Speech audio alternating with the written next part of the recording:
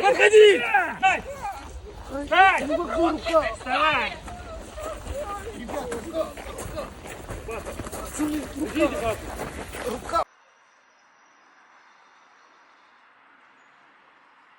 Как все знают, вчера прошли очередные облавы на дома крымских татар, крымских мусульман.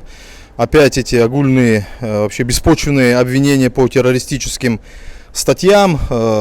Людей, которые в принципе были активистами, кроме пользы ничего обществу не несли до дня ареста, так скажем.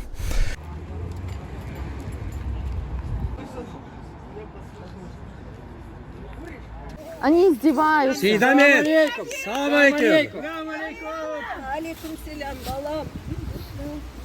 Російські карателі, усвідомлюючи, що звільнення Криму невідворотно і свого роду реагуючи на результати, успішні результати Кримської платформи, вони знову всю свою помсту, всі свої репресії спрямовують проти корінного кримськотатарського народу.